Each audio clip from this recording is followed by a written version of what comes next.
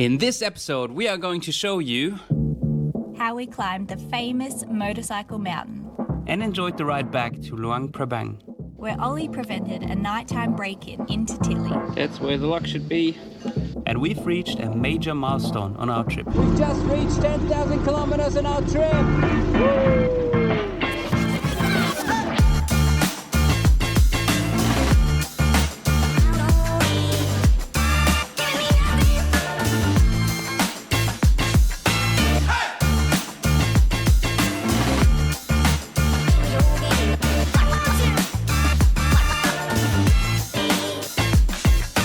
Are you ready, baby?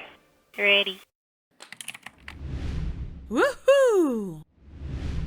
Whoopee! Yay!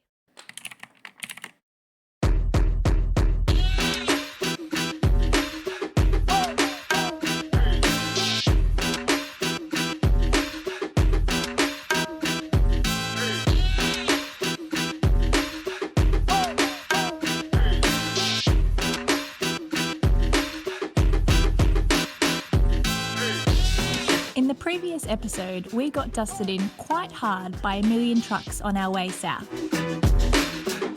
before Tilly decided for a change in career and sold eggs at the market of Vang Vieng. Better sit that one just in case you don't make it. Just in case you don't make it to the top, you sat on the bike. Meanwhile, we decided to go for a hike in the surrounding mountains. 380 meters deep. That's not bad. And what better mountain we could choose than a motorcycle hill south of Vang Vieng. Oh, that's a hike. Oh, God.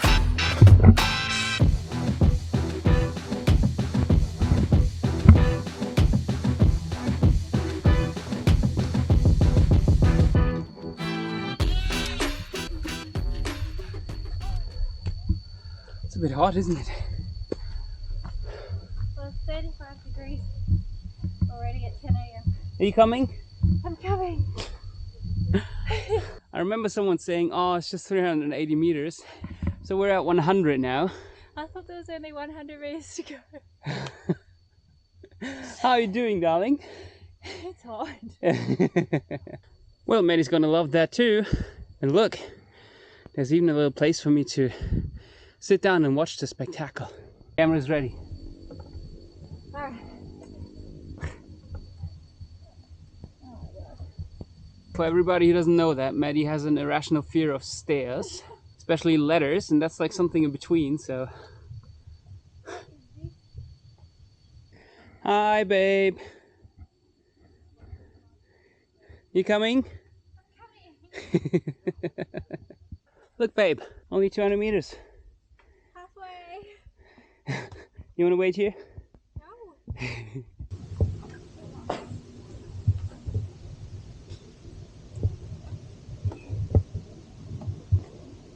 Status update. It's hard.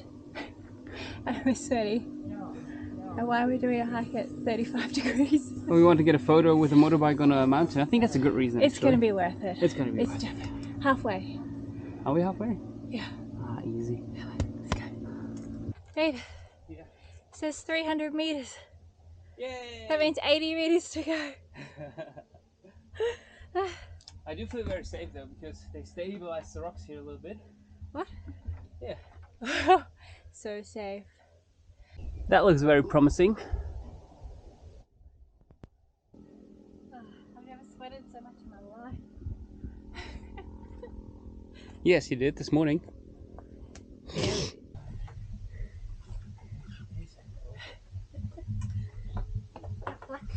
But eventually, we reached the top of the mountain, and boy, was it worth it.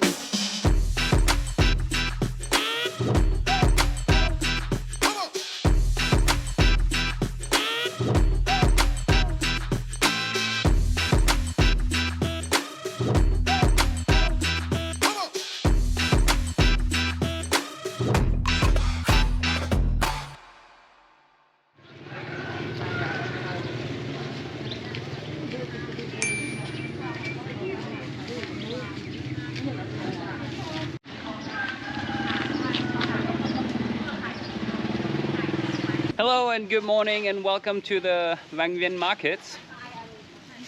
We actually set our alarm this morning at 5 a.m. because we thought we'd really give it a shot and be like, yeah, let's get out early and it's gonna be cold and it's gonna be nice, no sunshine, not too hot, and it was absolutely pouring with rain. We just turned off the alarm and went back to sleep.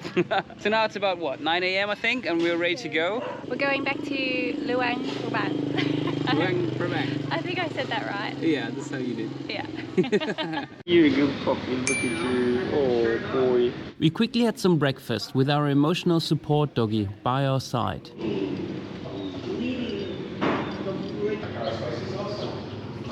You're the sweetest looking puppy ever.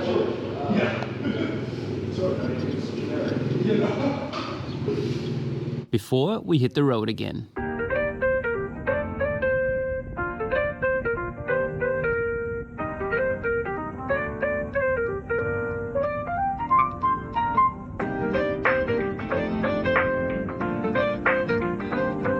With just the occasional pothole that we had to look out for every now and then.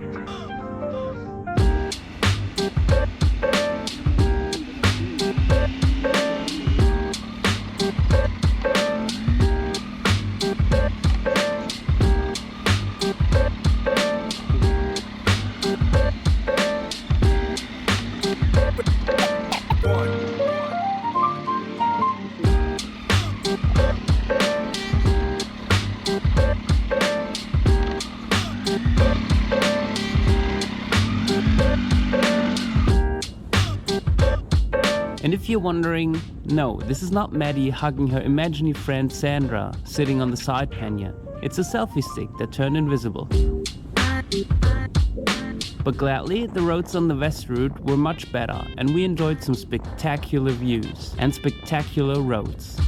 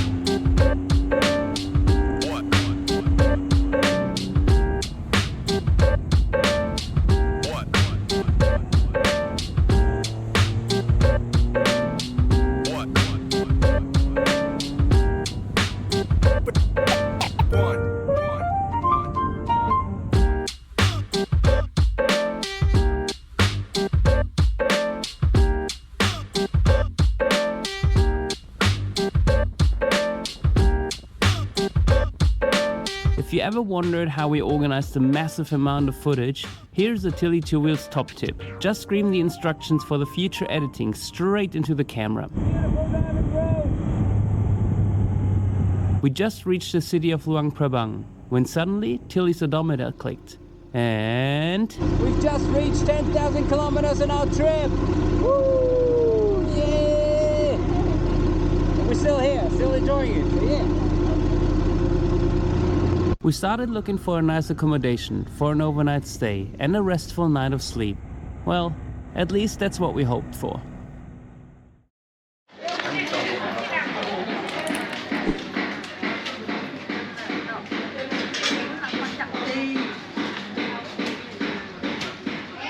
Good morning!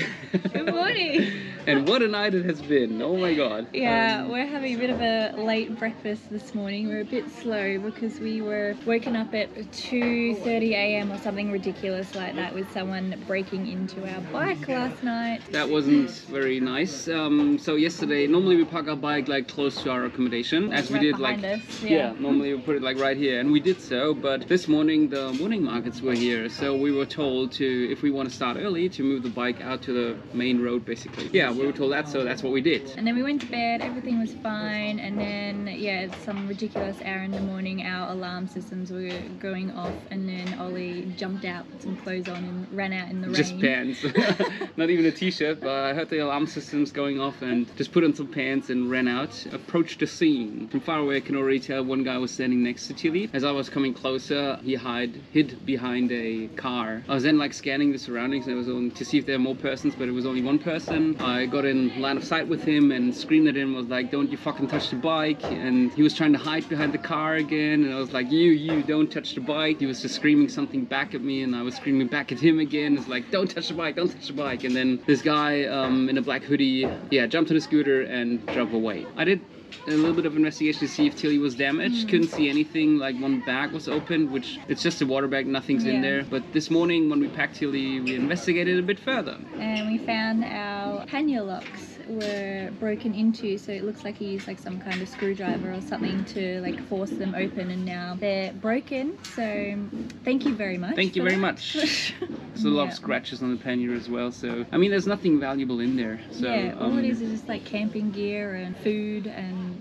chairs. Like, it's really nothing of any value. Could have had a nice snack while opening the pannier. It's just more annoying because now we have to find this Locks. lock in Asia again, which I don't think we're going to. So. And it's expensive because we have to replace it and all that stuff. So that's just annoying. Thank you very much, bastard, for having us to spend more money. Anyway, we're setting off. 2 days left in Laos, I think. So we're making our way straight to the Thai border, which is making our way straight to the Thai border. And that is where we're going to explore the north of Thailand. So looking forward to that. Yeah. Gonna use some gaffer tape on the panniers now, and then Alright, we better get going. It is 34 degrees. lovely cool weather. So this is the one that he opened last night, and to his surprise, he would have got some nice dog treats. Roast beef flavour. Sucker.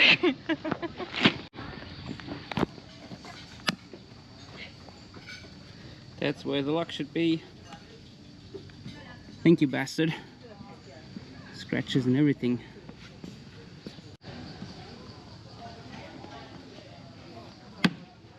That's not going anywhere.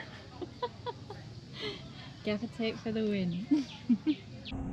From here, our plan was to head for North Laos because we heard so many beautiful things about it. Sadly, we only had 2 days left, so we had to speed up a little bit, but furthermore enjoyed the landscapes and scenery. We also read online that the borders there are easy to cross back into Thailand. Well, let's just say this backfired a little bit.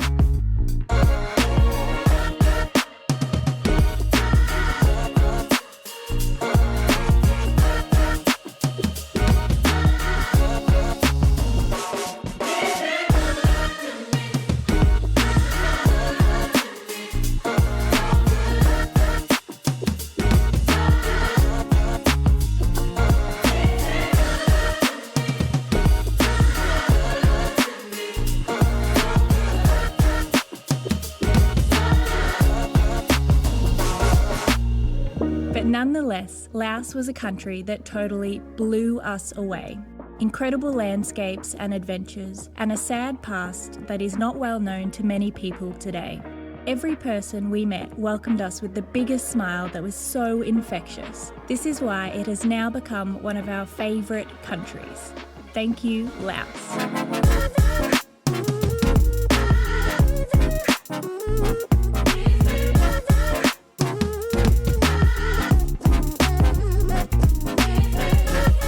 We quickly stopped for a roadside lunch when Ollie couldn't hold back about how amazing these roads were. Right, I think that's 180 kilometers done. We're just stopping for lunch right now. Oh my god, that was the most beautiful riding road I think we have ever ridden in Laos. That was amazing. That was just really good. Smooth tarmac, a little bit of traffic, but they behave normally. A little bit of landslides now and then here, but other than that, beautiful, clean street, absolutely amazing. We're gonna link it down in the comments or somewhere. I don't know, I'm gonna link it somewhere. But that was, I don't know, that was amazing. It seems like Laos saved the best for the end, I think. That was just amazing. Now let's have lunch.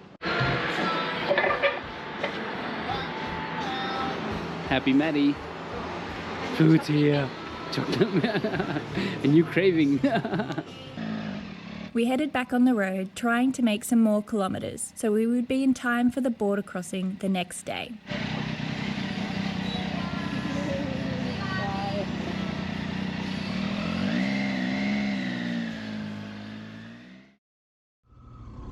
Next morning, it was time to leave Laos. We made it straight to the border. Our experience told us that it sometimes can take a while to get all the papers sorted. With me choosing the right lane, we found the right spot and started filling out some paperwork.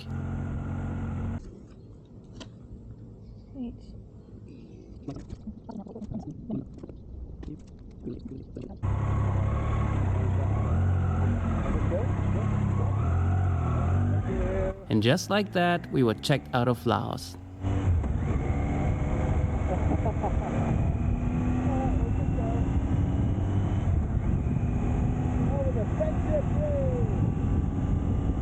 The border between Laos and Thailand is marked by the Friendship Bridge, symbolizing the friendship and partnership between those two countries. We crossed it and got ready for the next paperwork session.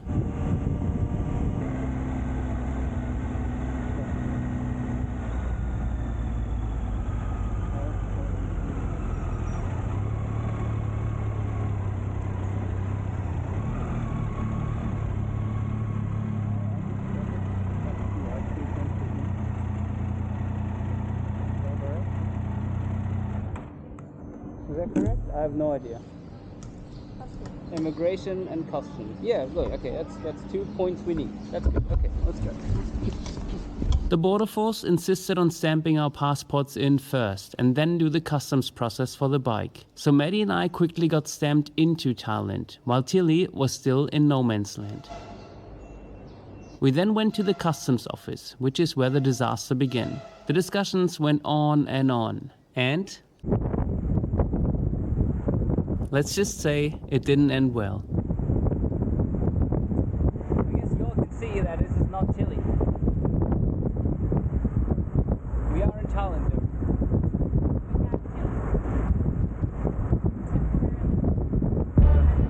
And this is where this episode ends. In the next episode, you will see How we visited Tilly in no man's land.